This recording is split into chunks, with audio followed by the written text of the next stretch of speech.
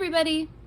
So today we're going to talk about retrograde planets. I've already made some videos before addressing what different planets retrograde might indicate for somebody that has them retrograde, like if somebody has Mercury retrograde or Venus retrograde or Mars retrograde in their natal chart or whatever, what this might mean for the person. Of course, these videos are not universal. They are not meant to, you're not meant to listen to them and go, that's right. You know, you have to apply it to your own chart. You have to apply it to charts that you're looking at. I'm not saying that you should take exactly what I'm saying and run with it. You need to make it, you need to work with what you're looking at and, you know, apply it that way.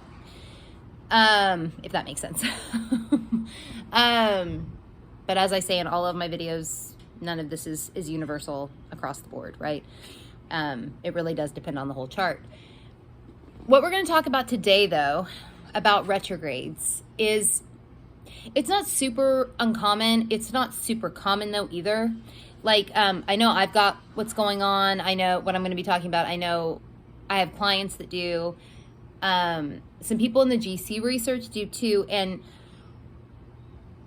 I've wanted to talk about this for a while. It's the notion of having your chart ruler being retrograde when everything else in the chart is direct. And I'm not, when I say everything else in the chart, I am talking about planets only. I'm not including Chiron here. Only planets. So I'm talking about people that have all of their planets direct except for one. One planet is retrograde. And that planet that's retrograde happens to be their chart ruler. Or one of their chart rulers, right? Like in the case of, say, like a Pisces rising, they'd be working, if you use traditional and modern rulership, you would be looking at having two chart rulers, Neptune and Jupiter. And like one of those being retrograde, or both of them being retrograde, and those being the only things retrograde in the chart, right?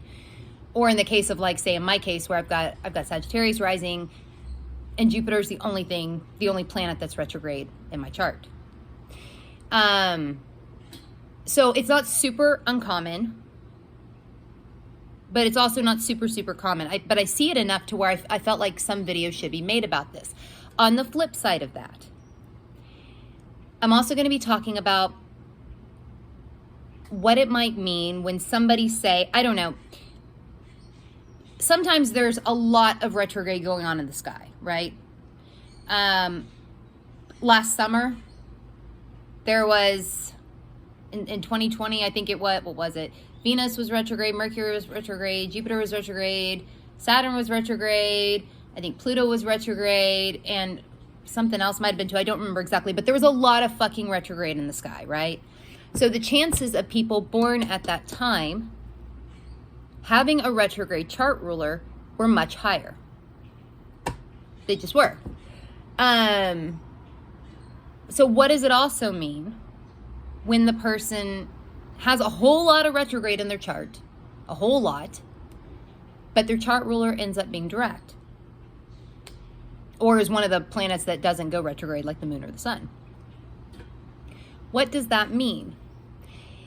So I've had some thoughts about this, and this may not touch any of you all personally, though it might touch some of you because, like I said, I do see it. It's not like it's totally uncommon, but it's not totally common either. But I figured it might be a good thing to make, just, I don't know, in case any of y'all want to practice reading charts and you happen to see this. I don't really know if this has ever really been discussed before. It probably has by somebody. I just don't know. But when you see a chart, like the ones that I was just talking about, where they've got a lot of retrograde planets in their chart, but the chart ruler happens to be direct. Retrograde planets, right? They turn the energy of the planet inward, kind of introvert it, if you will. So rather than that planet's energy being directed outward, it's directed inward.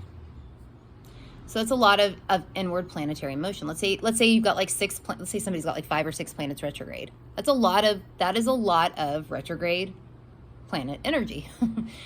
But yet the chart ruler is direct.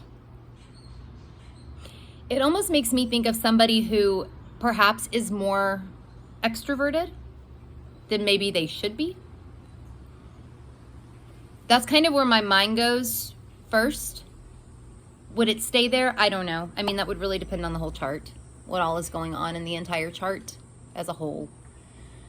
But that is kind of, when I see this, like I have a friend whose child actually has this thing going on.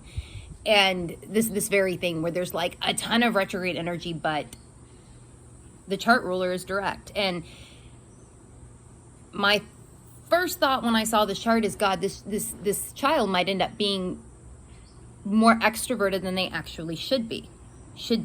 You know what I mean? Like the way that they would maybe naturally function is they're going to be more extroverted than, or feel like they need to be more extroverted than maybe they're comfortable with, or something along those lines, because that is, I mean, yeah, that's kind of where my mind goes with that. It might not stay there though. Like I said, you know, you do have to take the entire chart into consideration, but I do feel like there's something going on there with introversion and extroversion. Something is kind of not totally lined up and will need to be worked through, if that makes sense. I do think there probably is something going on like that in charts like that.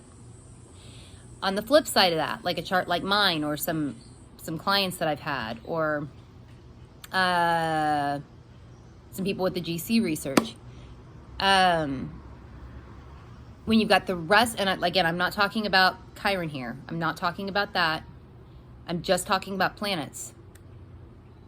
When somebody has their chart ruler is retrograde, but all the other planets are direct.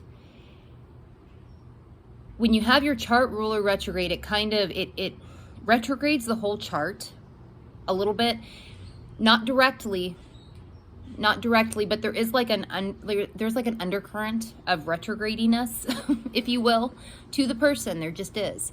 And I'm not ragging on it. I love retrograde planets. I love them. Probably because I have a retrograde chart ruler, but I love them. I don't think of them as handicaps or any of that bullshit. They just work a little differently. But when you have somebody who everything else is direct except for their chart ruler, it almost makes me think that these people might be a little bit more introverted than they actually should be. Or they might be inclined to be a little bit more introverted than they actually should be. Like, yeah, or something, like they might actually make good extroverts. That sounds weird that somebody would make a good or a bad extrovert. That sounds kind of stupid. But like they might actually need to function in a more extroverted way than they might feel comfortable with, just due to all of the planets being direct except for the chart ruler. But there is that like undercurrent of retrogradiness throughout their whole chart. Again, this would also depend so much on the entire chart that you are looking at. This may or may not always be the case. Either of these, they may not always fit, but it's just something I wanted to throw out there for people that like to practice reading, or even people that already read for hire on their own or whatever. Just something to consider and think about when you see a chart that looks like either of those that I'm talking about, and what that might imply for the person. Another thing I like to ask myself when I see shit like this is, why did the person want to come through this way? You know, why did they want to come through into this lifetime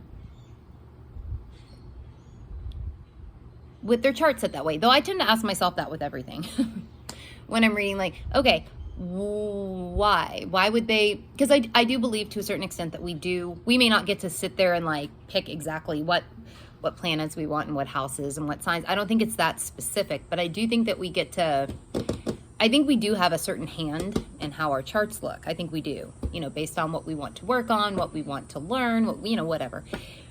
So that is kind of, when I see it, when I look at any chart, specific these, you know, for the purpose of this video, but any chart, I'm kind of thinking, now why would they have wanted that? What is the purpose of this? What purpose does this serve for them? What are they supposed to learn from this kind of thing? Anyway, just some thoughts on on retrogrades. If you want to follow us on Instagram, you can find us at Let's Fuck With Astrology. I am at Saturn Season Astrology on Instagram. Natalie is at Apaterno Astrology on Instagram. If you want to like or subscribe or whatever the fuck people do with videos on YouTube, you can find us by searching for Let's Fuck With Astrology in the YouTube search bar. If you do the Reddit thing, come join us on the subreddit Let's Fuck With Astrology. We're almost a year old. That's pretty exciting. The birthday, the Let's Fuck With Astrology subreddit's birthday is October 5th? October 5th, so it's close. But yeah, thanks for everybody who has joined and participated. And if you want to, come check us out. Come say hi. And if you're interested in the star cards, we do go over retrogrades. There aren't retrograde cards, right? Like actual star cards for the retrogrades, but we do have like multiple pages in the book about retrogrades stuff. Like, I don't know, 4 or 5 pages devoted to retrogrades. So if you're interested in the star cards or that, you can go to letsfuckwithastrology.com/star-cards. Okay, y'all. I'll see y'all later.